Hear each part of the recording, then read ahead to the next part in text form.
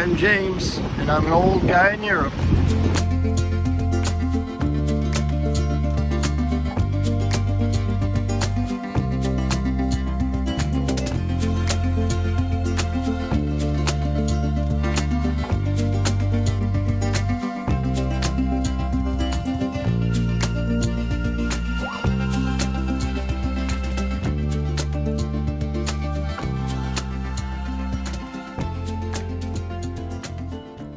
Hello and welcome to another episode of An Old Guy in Europe.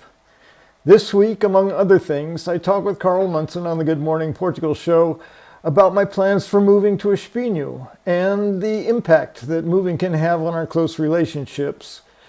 I also talk about kindness and relativity. So, as always, I invite you to please sit back, relax, and enjoy. Okay, let's bring him onto the screen, shall we? But not until we've played his music, of course, his walk-on music, or probably just a gentle amble music. Let's bring him onto the Good Morning Portugal Show. James Holly, everybody.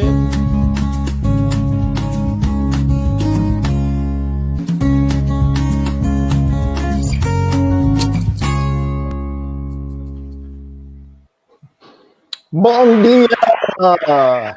Olá, bom dia, tudo bem? Muito bem, obrigado. E tu? Muito bem, obrigado. Muito bem. We had a fantastic time, James, in San Martin. Of course, you visited. You've been to one or two Gumper gatherings here, haven't you? And yes, it would have been lovely to see you there. I'm not sure if disco and karaoke would have been your thing, however. I'm not sure. No. It's not for everyone, is it?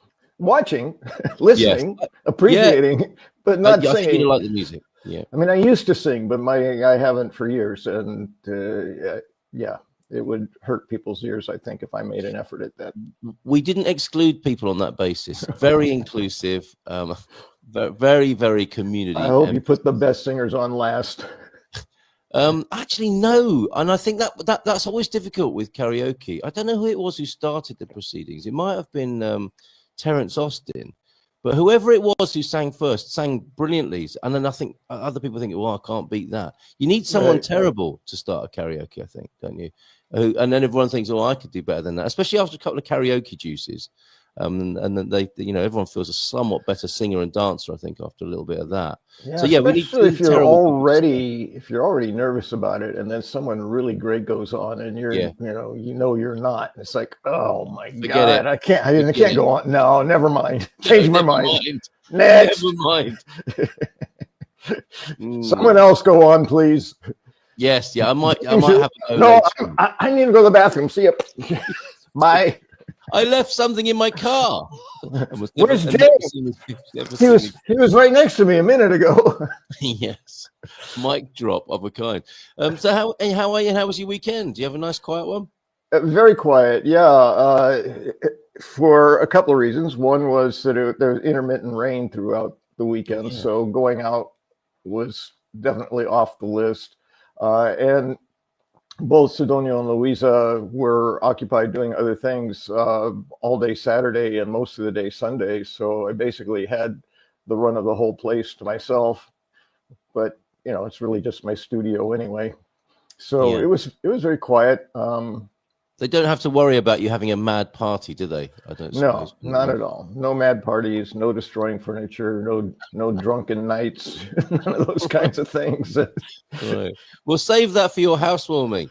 Talking of which, how are the plans going? Plans are going really well. And Vitor and I actually suggested that if he wanted to talk about his accommodation service, which is what I took advantage of with him when he came on, we'd both be here, and therefore we could share both ends of that experience, and he was totally up for that. So right. You may hear more about that particular part of it in the final 20 minutes.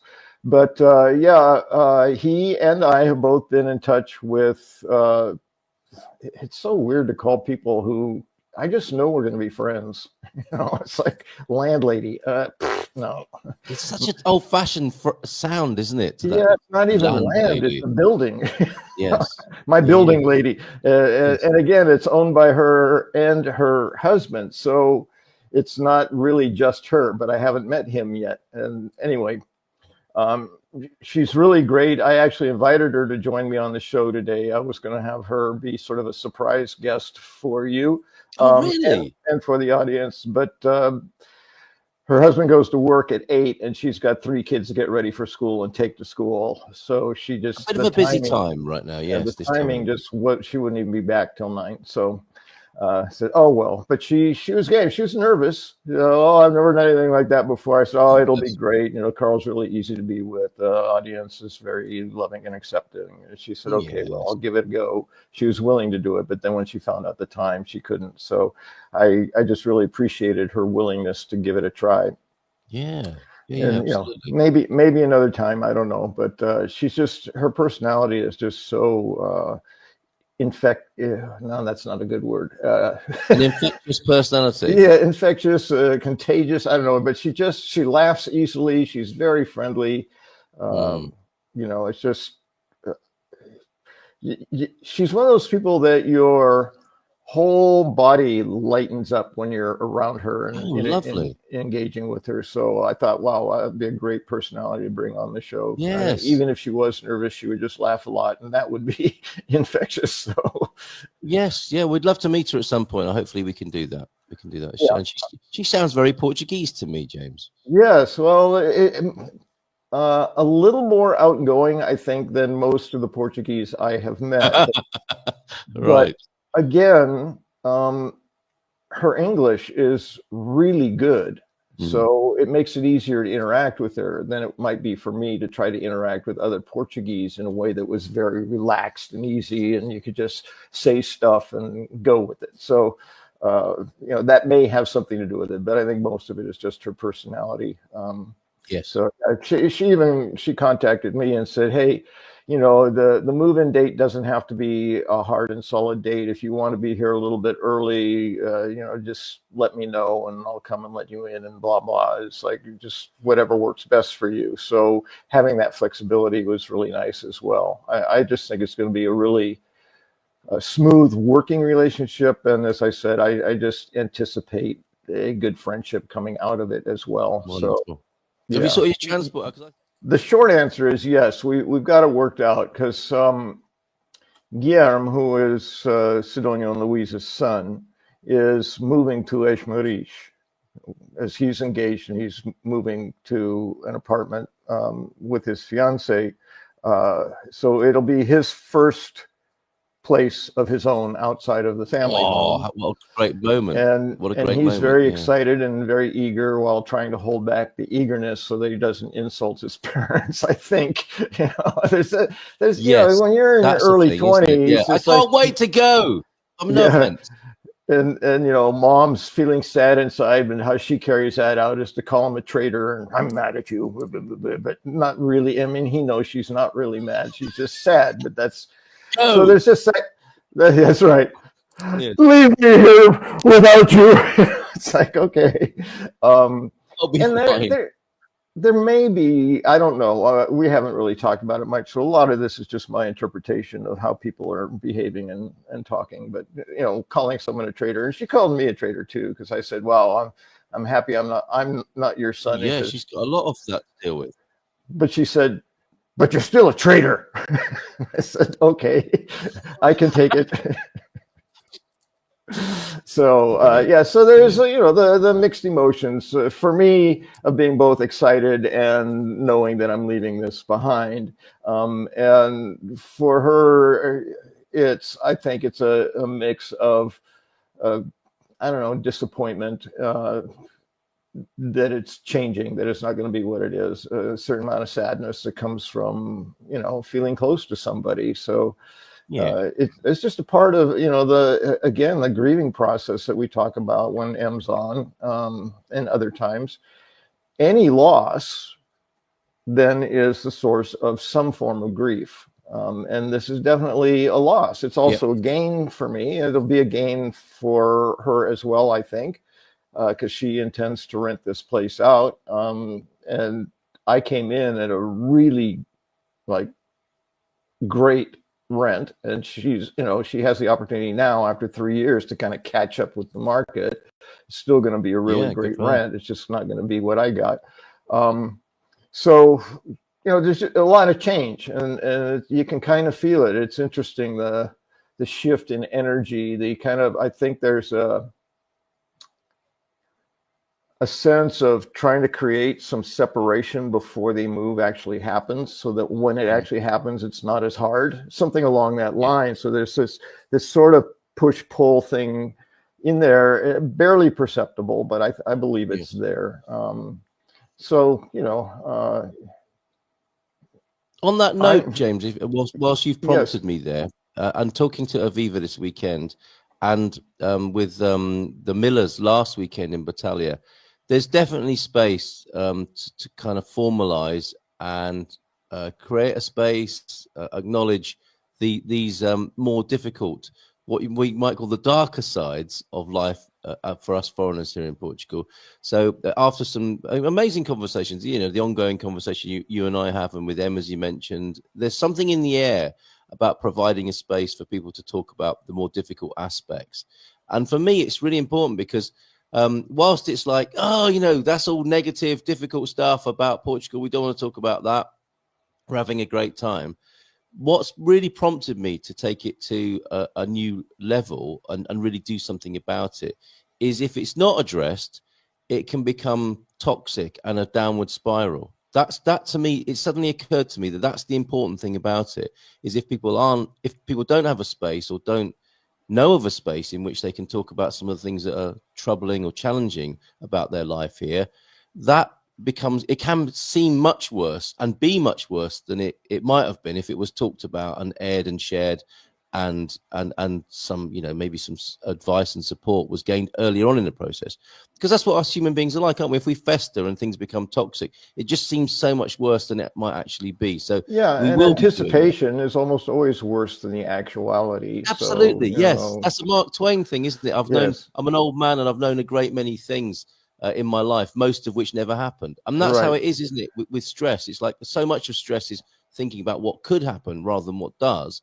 But whilst that's rattling around in our heads with nowhere to go, it can create problems. So we will. Yeah, and for me, the key, because I always try to find the grounding, the key to being grounded, or what I call the key to peace for me, which is almost always gratitude. But another part of it, in terms of your everyday interaction, is remembering kindness. If we can just interact in a kind way, then we don't have any sort of negative underneath bubbling, because the kindness is overriding it. And the kindness is the genuine part. We're not pretending. I don't know if you can pretend to be kind. Maybe you can. But, if it's a genuine kindness, then a lot of that subsides, and it really does ease the interactions when things are, they're a little tense, and nobody wants it to be tense. This is what's happening. This is the change that's occurring, and it's going to create some volatility. So let's just be kind. And that has worked for me. Just maintain a positive attitude, my sense of humor, be aware and compassionate for the position of the other person. If you sense that, there's a certain amount of sadness. So rather than taking, you're a traitor sort of thing as serious and taking it defensively, just kind of laugh and say, behave as if you're saying, I love you anyway. It doesn't matter if you call me a traitor. It's, it's fine. I understand. Is a much better place to come from than, how dare you? I'm not a traitor. I'm just, my God. Yeah, you're peeing on my chips, man. Stop it. Shut up. Yeah. You idiot. So, yes, exactly. Right. Stop it, you idiot. Yes. So we will be providing, formalizing that kind space. The words that came to mind, the key was, like acceptance and kindness and openness. Kindness, definitely a characteristic of this country. So let's do what we can to be kind to each other when things aren't going quite as we would have planned, because that's life and that's what happens from time to time. You James, can say, I don't like what's happening right now, and I love you. I mean, they're not opposed to each other. It's like, I just need a chance to work this out. So yes. Well said. And I can't imagine there's anyone who hasn't had moments like that in the great adventure of moving country. Right. There are. And cloud. And what happens to you emotionally when you look at that string of clouds and you see a little sun in the middle of it? It opens up my heart. It opens up my heart chakra. So it's not the thing in itself. It's the thing relative to something else. So if it was Yes. always sunny all the time, like summer, people start going, oh, when's it going to rain? You know, I'm sick of the sun. It's too hot. You know, you Oh, stop I've done that this week. appreciating Yeah. this week. It got too hot, James. It got too hot last week as well. There you go.